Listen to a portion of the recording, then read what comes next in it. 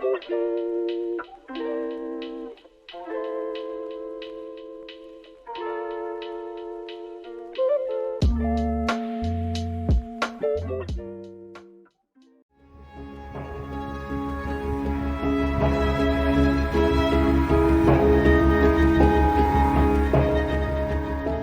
Quiet Revolution, peace breaking out all over the Middle East. While Uncle Sam and company are bogged down in trying to destroy Russia via Ukraine, peoples elsewhere are getting out from under his jackboot. After half a century of failed peace initiatives, roadmaps, deals of the century, and shuttle diplomacy, peace appears to be breaking out all over the Middle East, without any help at all from Uncle Sam. It seems that the biggest contribution to peace that can be made by the United States is via its absence from the scene. Not that Washington has been twiddling its thumbs all the while, but trying to wage a proxy war against Russia turns out to be more complicated and perilous than US President Joe Biden bargained for, especially when his reluctant European allies are scrambling for the exit. Russia's courageous war of resistance is standing firm, and President Vladimir Putin, so far from facing popular revolt and regime change, is riding high in the polls. But time waits for no man. While the collective West has been fighting to the last drop of Ukrainian blood, emptying its arsenals to feed a much-trumpeted spring offensive that is looking more dubious by the day, China and Russia have been diligently negotiating a series of bilateral diplomatic forays, which, taken all together, amount to a quiet revolution in the Middle East. China's near-miraculous feat of reconciling the Saudis with the Iranians has been followed by Russian talks with Saudi Arabia, Turkey and Syria, raising the prospect of an end to the war in Syria and the latter's resumption to its rightful place in the Arab League.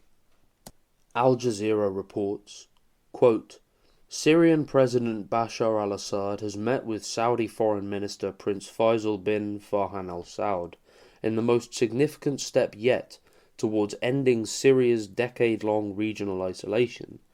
Prince Faisal landed in Damascus on Tuesday, Syrian state media reported, a week after his Syrian counterpart visited Saudi Arabia.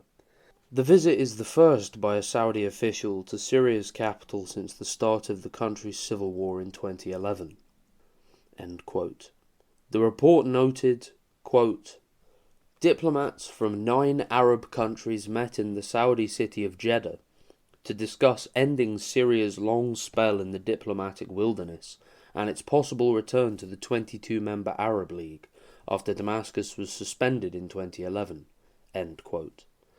Al Jazeera points out that, quote, regional capitals have been gradually warming to al-Assad as he has clawed back most of the territory lost to rivals, with crucial backing from Russia and Iran. End quote. From Saudi Foreign Minister meets Syria's Assad in Damascus, 8th of April 2023, Al Jazeera. Russian diplomacy has also concentrated on forging a rapprochement between Syria and Turkey. While President Assad refused to meet directly with Turkish Premier Recep Tayyip Erdogan until such time as Turkish-backed forces are withdrawn from Syria, quote, Turkish and Russian officials say preparations are being made for a meeting between deputy foreign ministers of Turkey, Syria and Iran ahead of planned talks between foreign ministers. Assad acknowledged the role played by Russia in encouraging a rapprochement between Erdogan and himself. We trust the Russian side, which has played a mediator role to facilitate the communications, but within the basis of Russian policy of respecting sovereignty of states and the exit of illegal foreign troops from Syrian territory, Assad said, adding that, of course, the presence of Russian troops in Syria was legitimate, as his government had requested Moscow's support.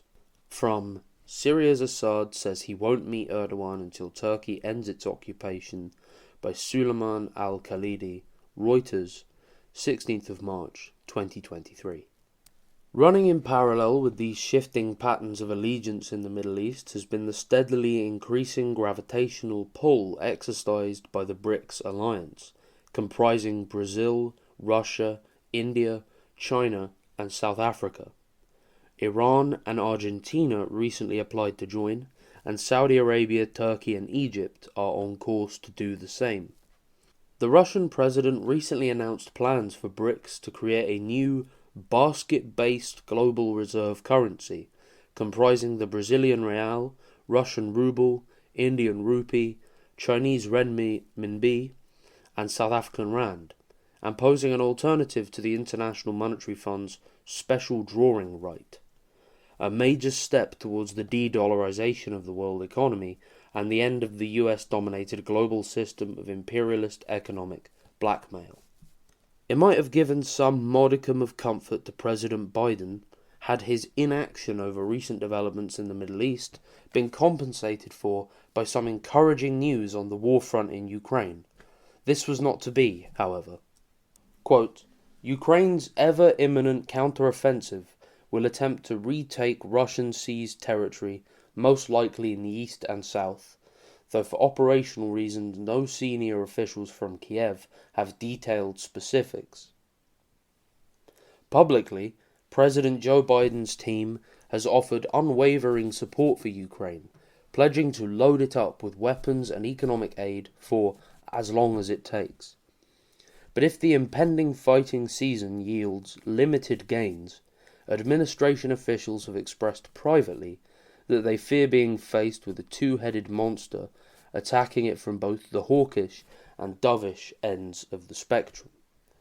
One side will say that Ukraine's advances would have worked had the administration given Kiev everything it asked for, namely longer-range missiles, fighter jets, and more air defences. The other side, administration officials worry, will claim Ukraine's shortcomings prove it can't force Russia out of its territory completely.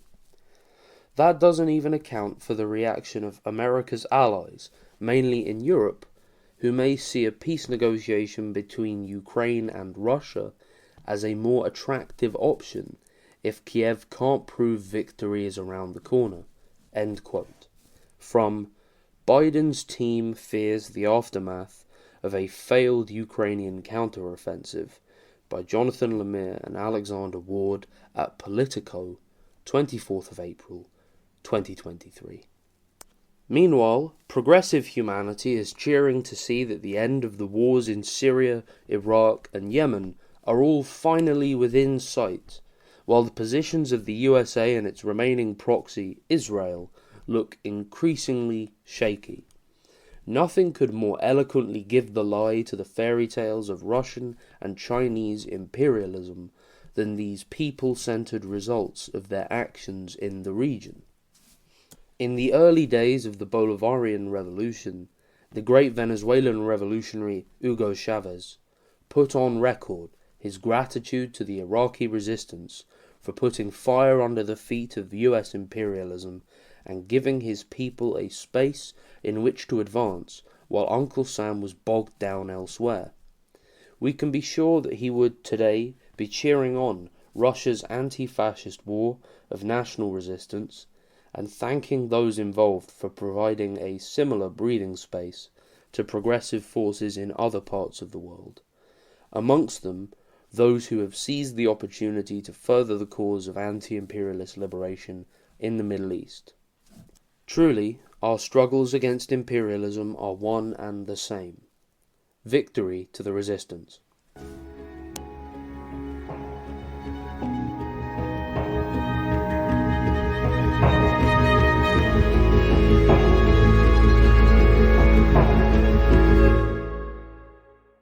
Thanks for listening to Proletarian Radio.